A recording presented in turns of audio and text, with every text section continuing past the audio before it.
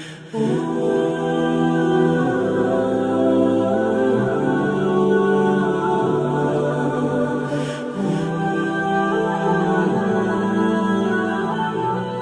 نے فرمایا کہ کسی نے کہا کہ یہ 6 کلمے جو ہیں یہ قرآن یا حدیث میں نہیں ہیں، بلکہ یہ علماء کرام نے اس میں جو مضامین ہیں وہ مضامین چونکہ ہمارے عقائد سے تعلق رکھتے ہیں اور اعمال سے، اچھے اعمال سے تعلق رکھتے ہیں، اس لیے ان کو کلمات کو مرتب کر کے عوام میں عام کیا ہے۔ کیا یہ صحیح ہے؟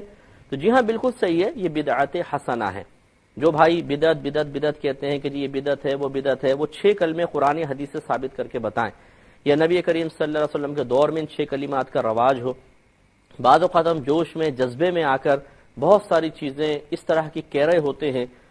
کہ وہ ہم ان کو ناجائز یا ممنوع کہہ رہے ہوتے ہیں، لیکن خود ان چیزوں کو اختیار بھی کیے ہوئے ہوتے ہیں۔ تو یہ 6 کلمے یقیناً ان کے مضامین قرآن میں بھی ہیں، حدیث میں بھی ہیں، لیکن بعینی ان الفاظ کے ساتھ یہ مجموعہ 6 کلمات کا یہ بعد میں علماء کرام نے مرتب کیا ہے، تاکہ ہمارے بچے، ہماری عوام، وہ جو ہمارے عقائد ہیں ان کو اجمالی طور پر ان کلمات میں جان سکے، جو اچھے، مشہور اور ضروری اعمال ہیں ان کا تذکرہ ان کلمات میں ہو، تاکہ جب یہ کلمات دہرائیں تو توجہ ان چیزوں کی طرف رہے۔ اس سے یہ بھی نتیجہ نکلا کہ علماء کرام نے 6 کلمات اس لیے نہیں مرتب کیے تھے کہ کچھ سمجھ میں آئے نہ آئے رٹے لگاؤ اور 6 کلمے یاد کر لو، بلکہ وہ تو اس لیے تھے کہ تاکہ یہ 6 کلمے جن مضامین پر مشتمل ہیں وہ مضامین اتنے اہم ہیں کہ ان کو بار بار اپنے ذہن نشین کیا جائے، بار بار ان کو دہرایا جائے۔ اب ہمارے ہاں صورتحال یہ ہوتی ہے کہ کبھی شروع میں اگر بچوں کو ترجمہ یاد کروا بھی دیا جائے ان کلمات کا، بعد میں بھول بھال جاتے ہیں۔ بڑوں کو بٹھا لیں آپ، 1,00,000 مسلمانوں کو بٹھا لیں اور پوچھ لیں کہ 6 کلمے کا ترجمہ کر کے بتا دیں، نہیں بتائیں گے۔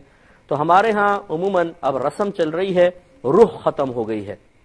تو یہ نہیں ہونا چاہیے، بلکہ ہر چیز کی روح کو بھی آپ سمجھیں۔ تو لہذا 6 کلمات بہرحال پہلے نہیں تھے، یہ بعد میں ہیں، لیکن چونکہ یہ دین کی تقویت و ترقی کے لیے ایجاد کیے گئے، اس لیے ان کو زیادہ سے زیادہ آپ بدعت حسنہ کہہ سکتے ہیں، اور ہر بدعت گمراہی نہیں ہوتی ہے، بعض بدعتیں اچھی بھی ہوتی ہیں، لہذا انشاءاللہ عز و جل اس پر ثواب بھی مرتب